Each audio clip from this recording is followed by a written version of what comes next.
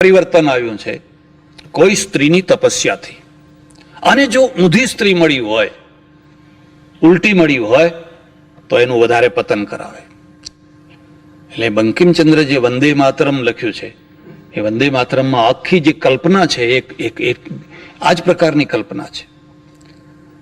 એની પત્ની, એના બાળકો, એને એક જ ઈચ્છા, તમે ચોરી કરો, તમે લૂંટ કરો, તમે જુલમ કરો, જે કરવું હોય એ કરો, પણ અમારી આવશ્યકતાઓ પૂરી કરો, અમારી જરૂરિયાતો પૂરી કરો, અમારે એના સાથે કંઈ લેવા દેવા નહીં.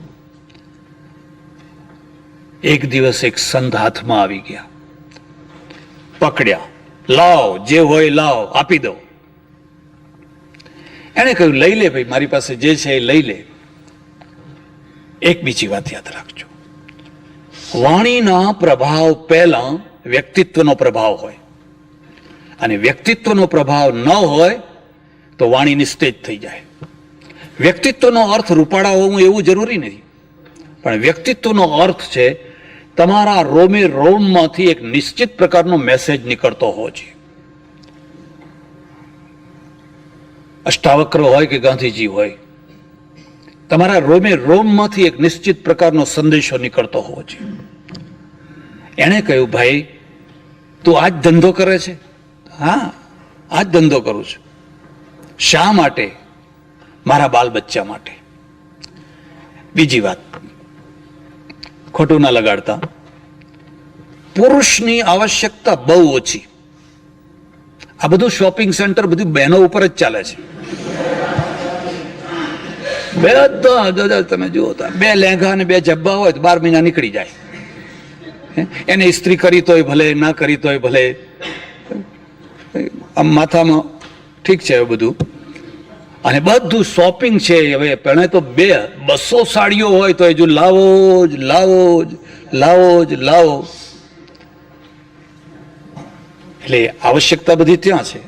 અને પુરુષને બહુ આનંદ આવે, પહેરવામાં નહીં, પહેરાવામાં આનંદ આવે. લાવી આપે, દોડી દોડીને લાવી આપે.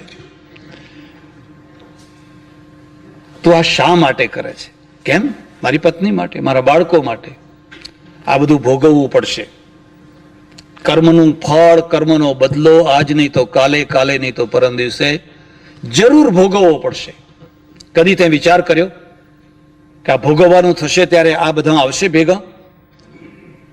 જરૂર આવશે. જ્યાં પૂછ્યા, અને પૂછવા જાય છે, પણ એને બાંધીને જાય છે. હું પૂછીને આવું ને તમે કદાચ છટકી જાવ તો? સૌએ કહી દીધું, જે કરે એ ભરે, અમારે કંઈ લેવા દેવા, તમારી જવાબદારી છે. બસ અહીંથી એક આઘાત લાગ્યો, અહીંથી એક પીડા શરૂ થઈ, અહીંથી એક વેદના શરૂ થઈ કે હું જે કરું છું, જેના માટે કરું છું, એને તો કોઈ કોડીની કિંમત નથી. તમે ઉજાગરા કર્યા, તમે કેટલા દુઃખો ભોગવ્યા, અને જેના માટે ભોગવ્યા એની નજરમાં તમારી કોડીની એ કિંમત ન હોય. અહીં સુધી અડધો વૈરાગ્ય. એ જે માણસો છે એને સૌથી વધારેમાં વધારે લાગણી તમારા દુશ્મનો ઉપર હોય. તમારા ઉપર પ્રેમ ના હોય, લાગણી ના હોય તો સમજી શક્યા. પણ જે તમારા દુશ્મનો છે એ દુશ્મનો ઉપર એને વધારે ને વધારે પ્રેમ હોય, વધારે ને વધારે લાગણી હોય, તો તમારા અંદર એક વેદના થાય કે હું શા માટે આ કરું છું, કોના માટે આ કરું છું.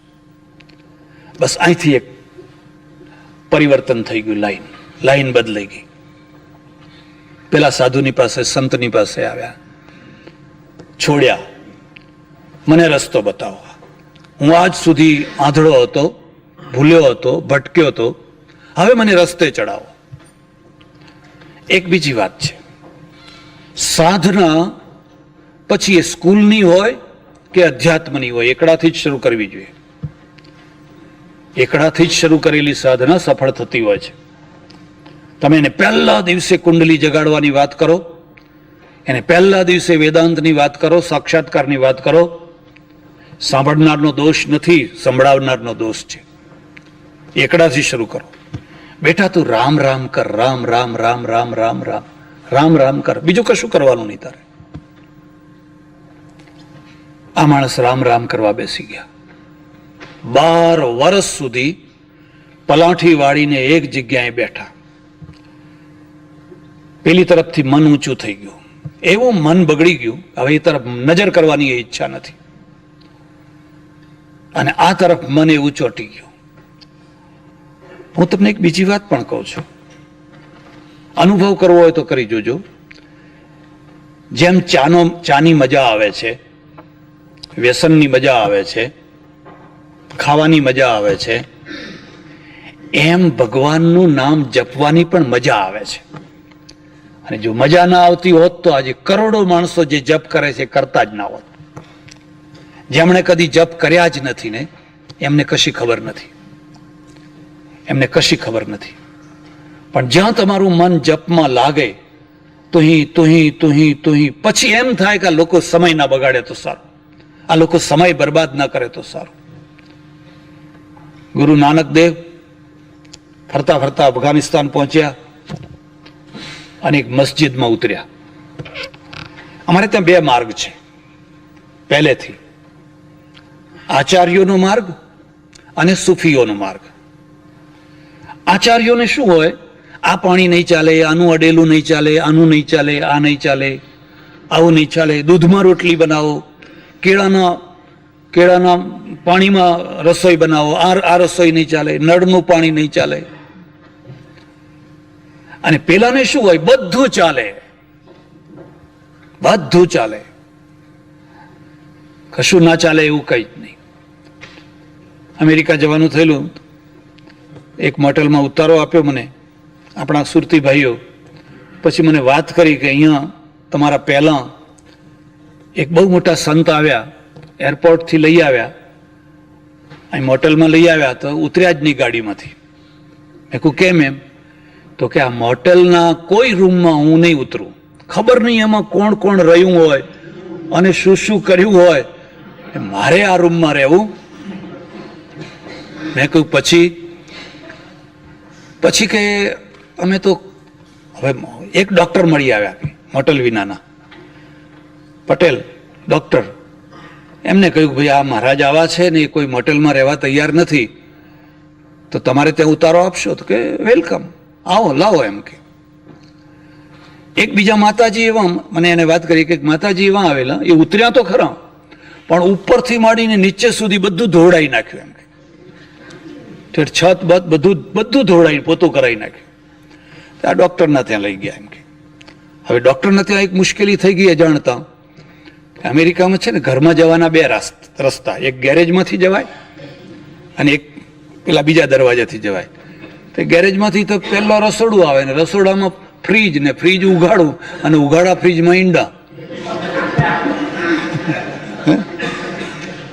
ફ્રીજ પેલું ઉઘાડું એટલે પેલા દોડી જલ્દી બંધ કરો એમ કે બંધ કરો. પછી કે ત્યાં રહ્યા. મેં કહ્યું એ તો ઠીક છે કે તમારી મોટેલમાં ના રહ્યા, એનો તો કશો વાંધો નહીં, પણ એમને એટલું તો પૂછવું હતું કે આ વિમાનની સીટમાં બેઠા એમાં તપાસ કરી હતી કે પહેલા કોણ બેઠું હતું ને શું કરતું હતું.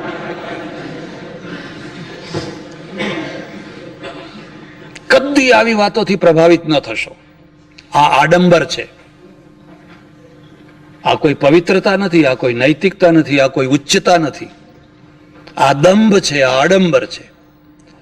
સુફીઝમ જે છે એમાં આવો કોઈ આડંબર નહીં, કોઈ આડંબર નહીં.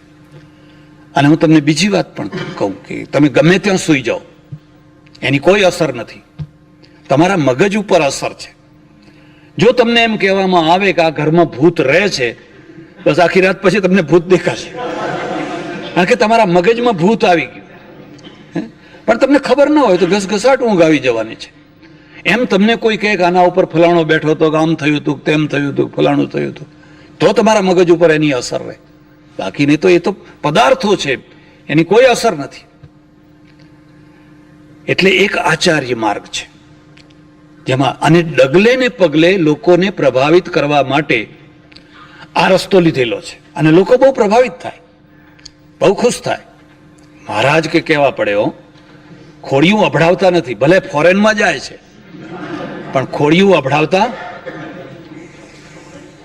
હવે એમને કોણ સમજાવે કે દેશનું પાણીમાં જેટલા બેક્ટેરિયા છે એટલા બેક્ટેરિયા અહીંના પાણીમાં, અહીં તો ચોખ્ખું પાણી છે. ચાલો એ ચર્ચા નહીં કરો. બીજું સુફીઇઝમ છે ને, આપણે સંત અને પેલા સૂફી કે એમાં કોઈ આભડછેટ નહીં, કશો વાંધો નહીં. જઈને મસ્જિદમાં ઉતર્યા, કારણ ત્યાં તો બધા મુસલમાનો હતા. મસ્જિદમાં ઉતર્યા અને પગ છે ને કિબલા તરફ કર્યા, થઈ ગયા, અજાણતા થઈ ગયા. એટલે કોઈએ ફરિયાદ કરી કે આ કયો માણસ આવ્યો છે, આટલો વિવેક નથી, વિનય નથી. ત્યાંનો સુલતાન આવ્યો, એને કહ્યું કે કોણ છે? ખુદા કે ઘર કે સામને પાઉં કરકે સોયા હૈ.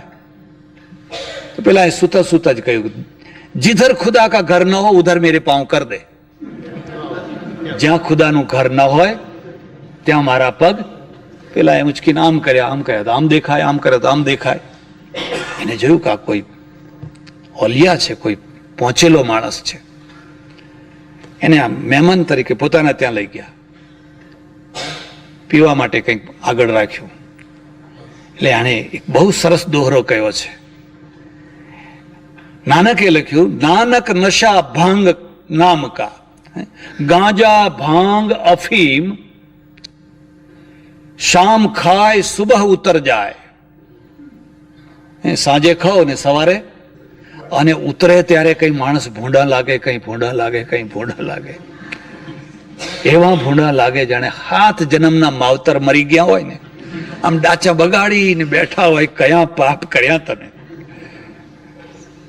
શામ ખાય સુબહ ઉતર જાય, નાનક નશા નામ કા ચડા રહે 8 જામ.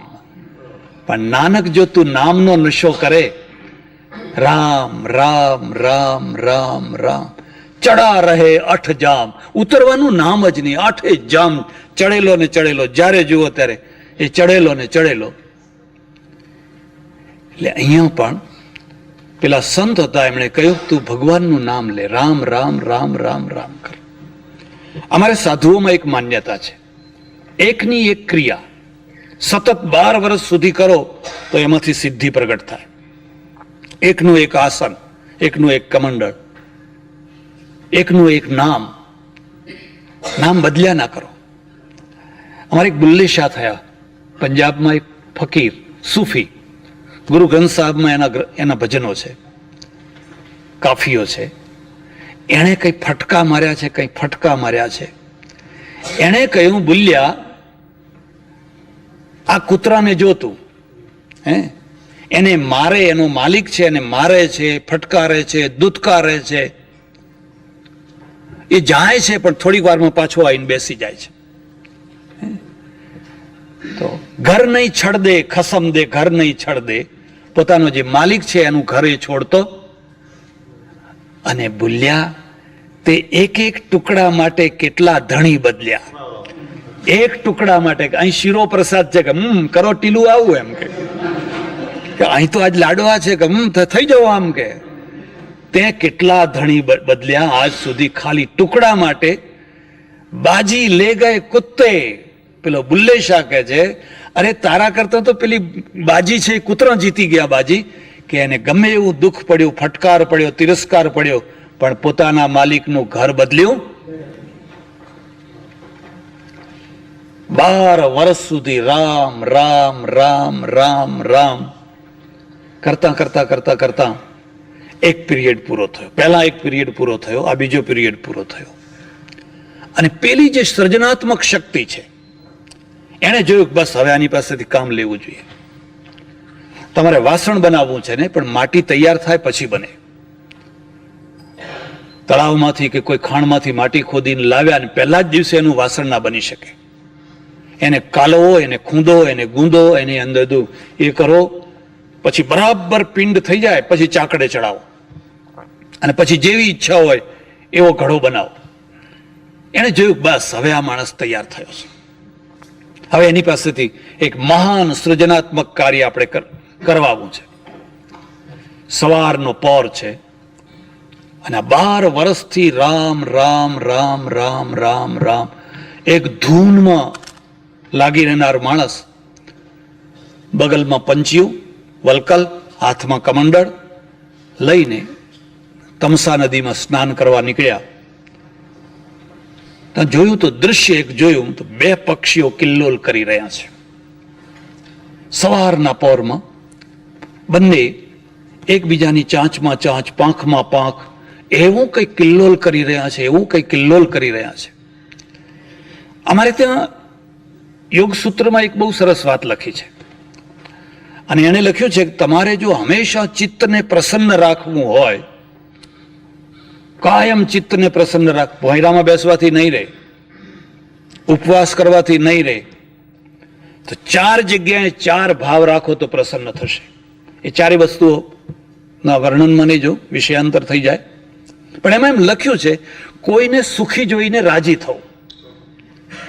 ભલે આપણે સુખી ના હોઈએ, ભલે આપણે વિધવા હોઈએ, પણ કોઈ સધવાને જોઈને, નહીં તો એમ નહીં તું એ મારા જેવી થા, તું એ મારા જેવી થા, એને જોઈને રાજી થવું, ખુશ થવું. હા, ભગવાન તમારા સુખને અખંડ રાખે, કાયમ રાખે, તમારું ચિત્ત પ્રસન્ન રહેશે. અને જો સુખને જોઈને પ્રસન્ન નહીં થઈ શકો અને બળ્યા કરશો તો સ્વર્ગમાં જઈને પણ દુઃખી થશો, કારણ કે તમે કોઈનું સુખ જોઈ શકતા દુઃખી થઈ જશો. એટલે ભલે સુખી ના હો, પણ બીજાના સુખને જોઈને રાજી થો. હું ઘણીવાર દેશમાં કહું કે અમેરિકાના કોઈ મહોલ્લામાં, કોઈ સ્ટ્રીટમાં તમે રહેતા હો અને સારામાં સારા મોડલની ગાડી તમે લઈ આવો તો આખો મહોલ્લો રાજી થાય, ખુશ થાય, બહુ આપણા મહોલ્લામાં સારી ગાડી આવી હોય, અભિનંદન આપે. અને આપણા દેશમાં જો તમે ઉતરેલું ખડખડિયું લઈ આવો ને તો એ લોકો રાત્રે મીટિંગ કરે કે આ 2 નંબરના પૈસા હમણાં વધી ગયા છે, આના કરવા 2 નંબરના પૈસા વધી ગયા છે. તો છેવટે બીજું કશું ના કરે તો રાત્રે આવીને પંચર પાડી જાય, કાં તો ખીલીથી લીટા કરી જાય, પણ કંઈક કરે તો એમને જમ્પ વળે, ત્યાં સુધી એને જમ્પ વળે. કેમ? આપણે સુખદ્રોહી બન્યા છીએ, આપણે સુખી થઈ શકતા નથી અને કોઈના સુખને જોઈ શકતા નથી. એટલે ઋષિ ઊભા રહી ગયા, વાલ્મીકી છે ને, ઊભા રહી ગયા કે હા ચાલો પછી થોડી વાર પછી નહીશ, પણ આ બેયને કિલ્લોલ કરતા જોવા દો. એક બીજી વાત પણ યાદ રાખજો, વાસનાનું દૃશ્ય અલગ છે, પ્રેમનું દૃશ્ય અલગ છે. વાસનાનું દૃશ્ય અલગ છે, પ્રેમનું દૃશ્ય અલગ છે. કોઈ બે પ્રેમ કરતા હોય એમાં કઈ મોઢું બગાડવાની જરૂર નથી, એમાં કઈ નાક ચડાવવાની જરૂર નથી. અરે એમાંથી તો પ્રેરણા લેવાની છે. એ તો ઊભા જોઈ રહ્યા છે ને, કઈ આનંદ કરે છે, કઈ કિલ્લોલ કરે છે. હું તમને ભલામણ કરું છું, અહીં તો નહીં પણ દેશમાં છે ને, તમે સવારના પોરમાં જુઓ તો અડધા ભૂખ્યા રહેલા કૂતરા, કારણ કે બિચારા બધા પેટ ભરીને તો બધાને મળે નહીં, તો અડધા ભૂખ્યા રહેલા કૂતરા પણ સવારે ઉઠીને એકબીજાની પાછળ દોડાદોડી કરીને એવી ગમ્મત કરતા હોય, એવી ગમ્મત કરતા હોય, એવી ગમ્મત કરતા હોય. અને ત્યારે એમ થાય કે અલ્યા આ કૂતરા આટલી બધી ગમ્મત કરે છે અને આ ઘરમાં ઉઠેલા માણસો શું કરે છે? એ દાંતિયા કરતા હોય, જેમ પેલા વાંદરા વાંદરી દાંતિયા કરતા હોય ને એકબીજાના ઉપર. સવારના જે દાંતિયા શરૂ થાય ને એ રાત્રે કદાચ ઊંઘતી વખતે બંધ થાય તો થાય, ને તો ઘણી વાર રાત્રે પણ ઘણાના દાંત ઉગાડા જ રહી જાય કે આ રાત્રે પણ આપણી આ પદ્ધતિ બંધ થવી જોઈએ.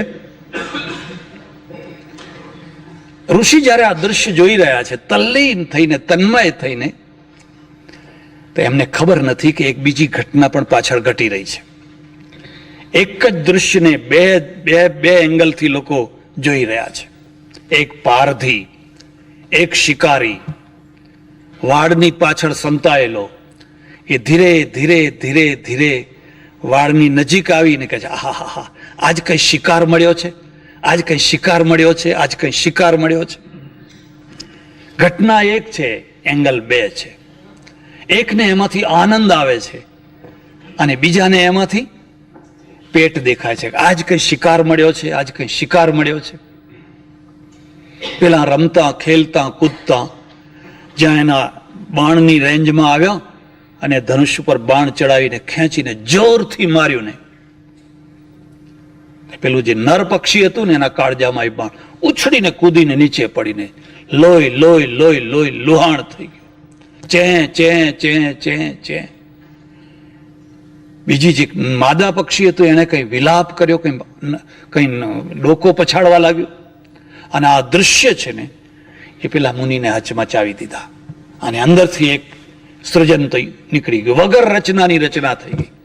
મા નિષાદ પ્રતિષ્ઠા ત્વમગમ યત ક્રૌંચ મિથુનાત એકમ અવધિ કામ મોહિતમ. રામાયણનો આ બહુ પ્રસિદ્ધ શ્લોક છે, બહુ પ્રસિદ્ધ શ્લોક છે. પહેલો શ્લોક છે, હે નિષાદ, હે પારધી, તને જિંદગીમાં કદી પ્રતિષ્ઠા નહીં મળે. જે બીજાને મારનારા છે, જે બીજાના ઘર તોડનારા છે, જે બીજાની ચૂડીઓ નંદનારા છે, કદી તને પ્રતિષ્ઠા નહીં મળે. યત ક્રૌંચ મિથુનાદ એકમ અવધિ કામ મોહિતમ.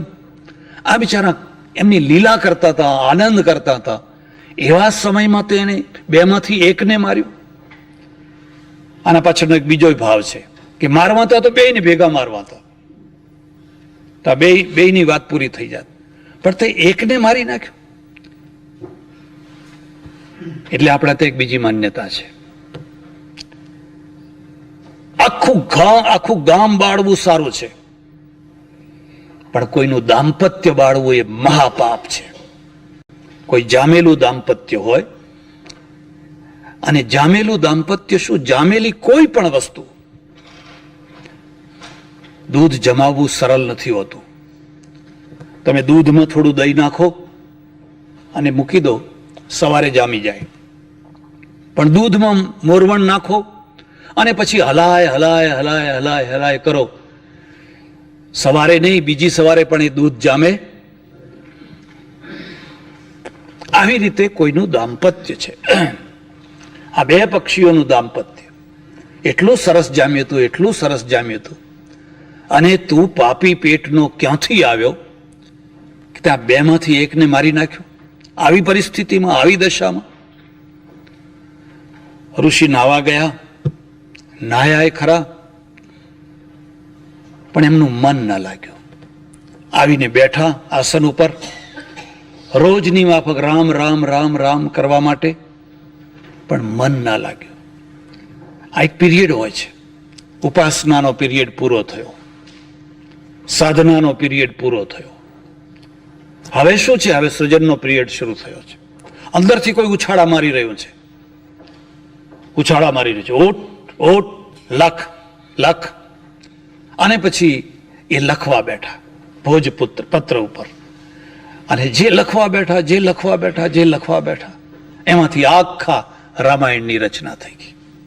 જો આ પક્ષીનું મૃત્યુ ઘટના ન જોઈ હોત તો કદાચ એ જિંદગીભર રામ રામ રામ રામ કરતા રહ્યા હોત. અને એક ઘટનાએ એમને ઘર બહાર કાઢ્યા, બીજી ઘટનાએ એમને ભજનમાં બેસાડ્યા, અને ત્રીજી ઘટનાએ કલમ લેતા કર્યા. આ વાલ્મીકીની વાત છે. પછી એમણે કેવું રામાયણ રચ્યું એની ચર્ચા પછી. બરાબર લગભગ 2000 વર્ષ પછી ઐતિહાસિક દૃષ્ટિએ રામાયણની, એટલે વાલ્મીકી રામાયણની રચના ઈસવીસન પૂર્વ 3ય 4th શતાબ્દીમાં થયેલી છે. તમે કોઈ સંમત થાવ કે ના થાવ એ ચર્ચા નથી કરવી. મહાભારત અને રામાયણ આ બેયની સરખી ભાષા છે, વ્યાકરણની દૃષ્ટિએ, બીજી દૃષ્ટિએ, ત્રીજી દૃષ્ટિએ ભાષામાં કોઈ અંતર નથી. બંનેની રચનાના વચ્ચે 100-150 વર્ષનું અંતર છે.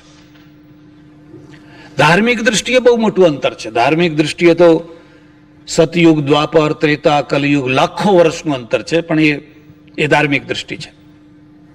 બરાબર 2000 વર્ષ પછી, એટલે 16મી શતાબ્દીમાં રામાયણનું એક નવું રૂપ આપણી પાસે આવે છે. અને નવું રૂપ લાવનાર છે ગોસ્વામી તુલસીદાસ. તુલસીદાસની વાત પણ તમે જુઓ. તુલસીદાસ પાછલી જિંદગીમાં માંડ ઉપાસના કર્યા પછી પ્રાપ્ત થયેલું સંતાન છે. એવું કહેવાય છે કે યુવાવસ્થામાં જે સંતાન થાય, બળવાન થાય, સશક્ત થાય. બહુ રીબાવીને ઘણા જપ તપ વ્રત નિયમ આ બધું કરીને પાછલી જિંદગીમાં જે સંતાન થાય એ બુદ્ધિશાળી થાય. એ વિષયોના આવેગમાં થયેલું સંતાન નથી. પેલું તો આવેગોમાં થયું હોય. આ તો કેટલી દેરીએ દીવા કર્યા છે, કેટલા જપ તપ કર્યા છે, અને ઈશ્વરમય જીવન થઈ ગયું છે. એમાંથી એના ઘરમાં આત્મારામ દુબે અને હુલસી, આ બંનેનું દાંપત્ય, રાજાપુર જેવું ગામ, અને રાજાપુર જેવા ગામમાં બહુ પાછલી જિંદગીમાં આ સંતાન થયું. પણ આ સંતાન છે ને 9મા મહિને ન થયું, છેક 12મા મહિને થયું. કેટલીક વિચિત્ર ઘટનાઓ હોય છે, અને આ વિચિત્ર ઘટનામાંની એક ઘટના, ત્યારે સિઝેરિયન નહીં થાય આ બધું વગેરે, એ જમાનો જુદો, આકાર મોટો, આંખો મોટી, બધું મોટું, એટલે ભય લાગ્યો, બીક લાગી, અને બીકના કારણે પિતાએ સંતાનનો ત્યાગ કરી દીધો. હવે એમ ઘણા મૂળ નક્ષત્રમાં પેદા થાય તો એના મા બાપ મરી જાય. હવે કેટલાય મૂળ નક્ષત્રમાં પેદા થતા હશે. હું તમને એક બીજી વાત પણ કહું છું, ભલા થજો અને કદી પણ જીવનની અંદર આ જે ફલિત જ્યોતિષ છે ને એને સ્થાન ના આપશો. ફલિત જ્યોતિષને ધ્યાન ના આપશો. કદી કોઈને હાથ ના બતાવશો, કદી કોઈને કુંડળી ના બતાવશો. એમાં કશું નથી. આ હું એમને એમ તમને નથી કહ્યું. મેં મારી કુંડળી મોટા મોટા પ્રસિદ્ધ મોટા મોટા જ્યોતિષીઓને બતાવી, પણ મેં કદી કહ્યું નહીં કે આ મારી કુંડળી છે. હું ખાલી એટલું જ કહું, બીજું ને અમેરિકાથી એક ભક્તે એના બાબાની કુંડળી મોકલી છે, જયારે જે હોય કોને, પછી બધું કે આમ થશે ને આમ થશે ને ફલાણું થશે ને ફલાણું, તો બધું ઘણું ઘણું કે, પછી છેવટમાં કહું, મૂર્ખ, આ મારી કુંડળી છે. તો કે મને કે પહેલા કેવું હતું ને, મેં પહેલા કીધું હોત તો આ બધું થાત હતું, તું તો એ લાઈન તને લાઈન બતાવી દીધી. કદી આ રવાડે ના ચડશો. અત્યારે આ દેશ, આપણા દેશની અંદર એક નવી અંધશ્રદ્ધા ઉભી થઈ છે. હવે વરકન્યા નથી જોતા, કુંડળીઓ જોવે છે બેની. એ બે મળે કે ના મળે, બેની કુંડળી મળે છે કે નહીં. મારા ઓળખીતા એક સજ્જન છે, એમને 4 દીકરીઓ છે. મને કે 4 દીકરીઓની 4 5 પ્રકારની કુંડળીઓ કરી રાખી છે. એમ કે આપણે માગવાની ને એને જે મળતી આવે એ આપી દેવાની. હું કઈ માનતો નથી, પણ હવે પેલો માને તો કરવો શું એમ. એટલે પહેલા એની કુંડળી માગવાની, પછી જે એના સાથે મેચ થતી હોય એ આપી દેવાની. કદી આ ચક્કરમાં ના પડશો. અને એ ચક્કરે ભારતને પારાવાર નુકસાન પહોંચાડ્યું છે. હું તમને એ પણ કહું કે અમારા આશ્રમમાં અમે બધું કાળ ચોઘડિયામાં જ કરીએ છીએ. જાણી કરીને કહીએ કે ભાઈ અત્યારે ખરાબમાં ખરાબ ચોઘડિયું હોય ને એ હોય ત્યારે જ આપણે બધું કામ કરવાનું. મને કોઈ કહે કે મહારાજ તમને કશું ના થાય, પણ અમને તો થાય. એમ કે કીધું અમને કેમ ના થાય? એટલા વહેમ છોકરાને બાપે છોડી દીધો. માં મરી ગઈ, પ્રસૂતિ બગડી ગઈ, બાળક મોટું, એ વખતે કોઈ વ્યવસ્થા નહીં, માતાનું મૃત્યુ, પિતાનો ત્યાગ. આ બાળક બાલ્યકાળમાં જ નિરાધાર થઈ ગયો. એક ચુનિયા નામની દાસી, કામવાળી ચુનિયા નામની, અને દાસીએ આ બાળકને સંભાળી લીધું. હું તમને એક બીજી વાત કહું છું, જિંદગીમાં દુર્લભમાં દુર્લભ વસ્તુ શું છે? પૈસો દુર્લભ છે, પણ અતિ દુર્લભ નથી. બધી ઘણી વસ્તુઓ છે, ઘણું ગણાવી શકાય, પણ દુર્લભમાં દુર્લભ કોઈ વસ્તુ હોય, વફાદારી પૂર્વકનો માણસ મળવો, એથી વધારે દુનિયામાં બીજું કંઈ દુર્લભ નથી. તમને કોઈ વફાદાર માણસ મળ્યો, પતિના રૂપમાં, પત્નીના રૂપમાં, નોકરના રૂપમાં, ડ્રાઈવરના રૂપમાં, મિત્રના રૂપમાં. અને જો તમને જિંદગીમાં કોઈ પણ વફાદાર માણસ ન મળ્યો, તમને જિંદગીમાં કશું મળ્યું નથી. તમને પૈસો મળ્યો છે, ઢગલાબંધ પૈસો છે, અને પૈસાના કારણે તમારા સંબંધી છે, પણ બધાનો ડોળો પૈસા ઉપર છે. તમે જ્યારે મૃત્યુના ખાટલા ઉપર પડ્યા હો ને ડચકા લેતા હો, ત્યારે લોકોની નજર તમારા ઉપર નથી, લોકોની નજર ચાવીઓ ઉપર છે. ચાવીઓ ક્યાં મૂકી છે? મારા ઓળખીતા એક બહુ કરોડાધિપતિ પટેલ હતા, પાછલી જિંદગીમાં લખવો લાગી ગયો, લાખો કરોડોના દાન આપેલા એ માણસે. કદી એમની પત્નીને ચાવી ના આપે, કદી એમની પત્નીને ચાવી ના આપે. એમનાથી પોતાનાથી કબાટો ખુલે નહીં લખવાના કારણે, એટલે ડ્રાઈવરને આપે. અને 400 રૂપિયાનો પગારદાર ડ્રાઈવર એના કબાટો ખોલીને એને જે જુએ એ કાઢીને આપે. અંદર હીરા માણેક મોતી દસ્તાવેજો ફલાણું ફલાણું બધું. ડ્રાઈવરે કદી દાનત ના બગાડી અને પત્નીએ દાનત બગાડી. હવે સગી પત્ની છે પણ આવી ત્યારથી શું કરે, જે હોય બધું પિયર ભેગું કરે, પિયર ભેગું કરે, તેલની બરણી એ પિયર ભેગી કરે, બધું પિયર ભેગું કરે. એને થોડીક તેલની બરણીઓ મોકલી હશે, થોડાક ચોખા મોકલ્યા હશે, પણ એ બધાના કારણે પતિની નજરમાં એ જીરો થઈ ગઈ. પછી આખી જિંદગી એ જ્યારે સૂતા હોય ત્યારે પેલી આવી અને એ ચાવી ખેંચવાનો પ્રયત્ન કરે એટલે હું કરીને દબાઈ દે, એને ના આપે. એક વફાદાર માણસને મેળવવો કે મળવું એનાથી વધારે જિંદગીમાં કશું દુર્લભ નથી. અને એક વફાદાર માણસને સાચવવો, એના સાથેનો સંબંધ સાચવવો, બગડવા ના દેવો, એનાથી મોટી કોઈ સાધના નથી. છે કે વિપત્તિ આવે તો 10 દિશામાંથી આવે. એ 5-6 વર્ષનો થયો હશે અને ચુનિયા મરી ગઈ. ઉપર આકાશ ને નીચે ધરતી. 6 વર્ષનું 7 વર્ષનું બાળક આજે આ તુલસીદાસ તમને આવીને પૂછે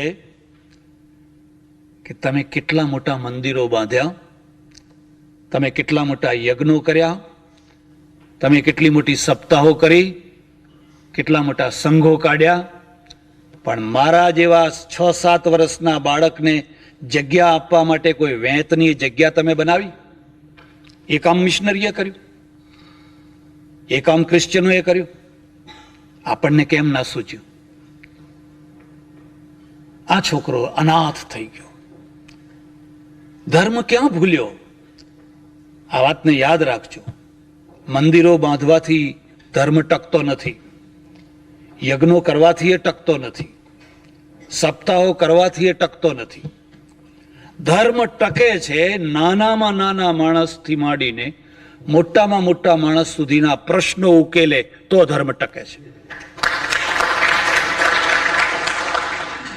જો ધર્મ પ્રશ્નો ઉકેલતો જ ન હોય, પ્રશ્નો ઉભો કરતા હોય, તો તમે સોનાના શિખર ચડાવો ને, એથી કઈ ધર્મ ટકવાનું નથી. પણ પ્રશ્નો ઉકેલે તો ધર્મ ટકે. આ બાળકનું કોણ? અનાથ બાળકનું કોણ? વળી પાછું એના ઉપર કલંક લાગ્યું. કલંક એ રીતે લાગ્યું કે અરે આ તો કેવો અક્કર્મી છે કે એના જન્મતા જ એની માં મરી ગઈ, બાપ મરી ગયો, અને આ દાસી ઉછેરવા લાગી હતી તો દાસીએ મરી ગઈ, માટે આપણે બધા દૂર રહો. જો એના નજીક જો કોઈ જશો તો આપણી પણ એ દશા. આને જ્ઞાન કહેવાય, અજ્ઞાન કહેવાય, આને સંસ્કૃતિ કહેવાય, આને વિકૃતિ કહેવાય. અનાથ બાળકો માટે ક્યાં જગ્યા છે? નડિયાદમાં એક હિન્દુ અનાથ આશ્રમ તો ગાંધીજીના સમયમાં બનાવ્યો. ગાંધીજીએ મારા ખ્યાલથી એનું ઉદ્ઘાટન કરેલું. પણ એ અનાથ આશ્રમને બાદ કરો, તમારી પાસે છે શું? અને આ મંદિર, આ મોટા મંદિરો, ત્યાં તો બધા બાળભોગ, રાજભોગ, ભોગો ધરાય છે, અને ભોગોના પડીકા વળાય છે. એ તો 51 વાળા, 101 વાળા, 21 વાળા હોય છે. એ તો અનાથ બાળકો માટે તો એક પડીકું નથી. એમાં તો બજારની બધી દુકાનો અહીં ભેગી થઈ ગઈ છે. બજારની બધી દુકાનો અહીં ભેગી કરી દીધી છે. એક જગ્યાએ મારા પ્રવચનો ચાલે રામાયણ ઉપર, એટલે બધા નીચે બેસે. દેશમાં તો બધા નીચે બેસે. સામે એક ગૌર વર્ણનો માણસ બેસે, બધાથી જુદો પડી આવે. પ્રવચન પૂરું થાય, હાથ જોડીને ઘણી વાર સુધી ઉભો રહે. એ મારું ધ્યાન એના તરફ ગયું. મેં કોઈને પૂછ્યું કે ભાઈ ગૌર વર્ણનો માણસ છે એ કોણ છે? મને કહ્યું એ તો આપણા આ ચર્ચનો પાદરી છે. એમ કે અરે મેં કહ્યું પાદરી સાંભળવા આવે છે? હા, રોજ આવે છે. કાલે એને નીચે ના બેસાડશો, ઉપર મારી જોડે સન્માનપૂર્વક બેસાડજો. આપણે બધા ધર્મને માન આપવાનું. એ આવે છે એની મહત્તા છે. અને કોઈ અપેક્ષા રાખ્યા વિના ચૂપચાપ નીચે બેસી જાય છે, એ એની બીજી મહત્તા છે. નહીં તો અમે તો એવા હોશિયાર હોઈએ ને કે તમે ના બોલાયા હોય ને આવીએ ને પછી સારામાં સારી જગ્યા હોય ત્યાં જઈને બેસી જઈએ. પછી લોકો ગૂંચવાય કે હવે કોણ ઉઠાડવા જાય, હું આ બેસવા દો ને, હવે કે હું આ બેસી ગયા છે.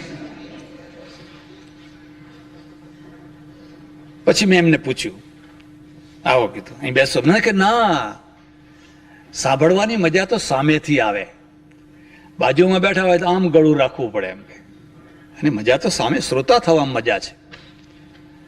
તમે કરો છો શું? મને કે મારા ચર્ચની અંદર બધા છોકરા છે, છોકરાને ઉછેરું છું, મોટા કરું છું, એમને નવડાવું છું, ધોવડાવું છું, પાંથી પાડું છું, સ્કૂલે મોકલું છું, પછી એ ભણીને મોટા થાય એમને નોકરીએ વળગાડું છું, પરણાવું છું, બસ મારું કામ પૂરું થયું. મેં કોઈ છોકરા લાવો છો ક્યાંથી? મને કે આ રસ્તામાંથી કોઈ રખડતા, કોઈ ત્યજી દીધેલા, કોઈ મૂકી દીધેલા, આડા આવડા, જેનું કોઈ ના હોય એના અમે લઈ આવીએ છીએ. પછી મેં કહ્યું, આવા બધા રખડતા ભટકતા છોકરા તમે લાવો છો તો એનું પોષણ કેવી રીતે કરો છો? મને કે આ ગામ બહુ સારું છે, વેપારીઓનું ગામ છે. ગંજ બજારમાં હું રવિવારના પેલા અમુક દિવસે જાઉં છું તો કોઈ ઘઉં આપે, કોઈ બાજરી આપે, કોઈ દાળ આપે, કોઈ કંઈ આપે, તો બધું એમનો ખર્ચો નીકળી જાય છે. 3 વિધવાઓ રાખી છે, એ રોટલા દાળ કરીને ખવડાવે છે ને એમને ભણાવું છું. મારા મનમાં એક બહુ, અને એ આપનારો વર્ગ કોણ છે? તો કે બધા હિન્દુ જ છે, દુકાનદારો બધા હિન્દુ છે, છોકરાઓ કોણ છે? હિન્દુઓના. આપનારું કોણ છે? હિન્દુઓ છે. હવે આ છોકરા ખ્રિસ્તી થાય તો એમાં દોષ કોનો? આપણે કેમ નથી રાખી શકતા? આપણે આવું કેમ નથી કરી શકતા? આપણે બાકીનું બધું કરીએ છીએ. અનાથ બાળકોની વાત જવા દો. હમણાં 2-2.5-3 મહિના પહેલા સાંજના ટાઈમે 2-3 ક્રિશ્ચન સાધ્વીઓ 20-25 છોકરીઓને લઈને આવી મારે ત્યાં આશ્રમમાં. પછી બધી કોઈ 12 વર્ષની, કોઈ 14 વર્ષની, કોઈ 10 વર્ષની, કોઈ એટલી ઉંમરની, બધી બેસાડી. મેં કહું ભાઈ, તો કે અમે મુંબઈ રહીએ છીએ, અહીંયા આવ્યા હતા અને તમારું નામ સાંભળ્યું અને તમારા પુસ્તકો વાંચેલા એટલે અમે આ બધી છોકરીઓને લઈને. તો હું એમ સમજ્યો કે આ બધી એમની સ્કૂલમાં ભણનારી છોકરીઓ હશે. બધાને ચા પાણી નાસ્તો બાસ્તો કરાવ્યું. પછી વિદાય થવાના. મેં કહું આ બધા શું શું ભણે છે? મને કે સ્વામીજી આ ભણતી નથી. તમે કહો? મને કે આ અમે રેડ પાડીને લાવેલી છોકરીઓ છે. મુંબઈમાં જે પકડાઈ ગયેલી, જે ફસાઈ ગયેલી, જેને ખોટા રસ્તે ચડાવી દીધેલી, એવી બધી છોકરીઓને અમે રેડ પાડીને બચાવીને આ લાવેલી છોકરીઓ છે. અને હવે અમે એને બધું ભણાવીએ, ગણાવીએ છીએ, એને પરણાવીને એને એના જીવનના રસ્તે વાળી દઈશું. મનમાં એક પીડા થાય, આ કામ જે કરે છે અમે કેમ નથી કરતા? અમને કંઈ ધર્મ કામ કરવાનું થાય એટલે કે યજ્ઞ કરો, અશ્વમેઘ યજ્ઞ કરો, પણ હવે ઘોડો ક્યાંથી લાવો? તો કે ચિત્ર બનાવો, કાગળનું એક ચિત્ર બનાવો. પણ એનાથી પ્રશ્ન કયો ઉકેલાશે? કયો પ્રશ્ન એનાથી ઉકેલાશે? પ્રશ્ન ક્યાં ઉકેલવા છે? પ્રશ્ન ઉકેલવા માટે ક્યાં ધર્મ છે? આ તો આપણો પ્રશ્ન ઉકેલાય એટલે બસ પછી લોકોને રાજી રાખવાના, લોકોને પાટલે બેસાડવાના, પટેલ ખાસ ખોડવાના, પટેલ મળે ત્યાં સુધી બીજાને બેસાડવાના. અનાથ બાળક 6 વર્ષનો, 7 વર્ષનો લોકોના ઓટલે પડ્યો રહે. કોઈ આપે તો ખાય. અને એક બીજી વાત હું તમને કહું છું કે દરેક ગામમાં થોડાક સુખી ઘર હોય છે. આખું ગામ તો કદાચ સુખી ન હોય, પણ થોડાક પૈસાદાર ઘર હોય છે, સુખી ઘર હોય છે.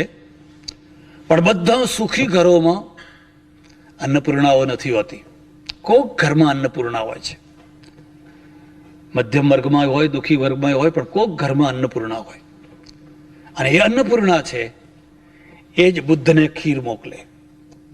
એ સુજાતાના દ્વારા, જા બેટા આપણે ખીર ખાધી, કોઈ સાધુને ખીર ખવડાવી જાય અને સુજાતા અમર થઈ જાય. સુજાતા અમર થઈ જાય. એ અન્નપૂર્ણા છે. એના મનમાં એક જ છે કે મારા ઘરમાં આટલી સરસ રસોઈ બનાવી, કોકને તો ખવડાવ. કોઈ વૃદ્ધ માણસ હોય, કોઈ ડોસી હોય, એકલી બિચારી શું રાંધવાની, શું ખાવાની, એકલા કે ટેબલ ઉપર બેસીને કંઈ જમવામાં મજા આવતી હશે. લાવો એને બોલાવીએ, એને ખવડાવીએ. આ અન્નપૂર્ણાનું રૂપ. એ ગામમાં એક અન્નપૂર્ણા એવી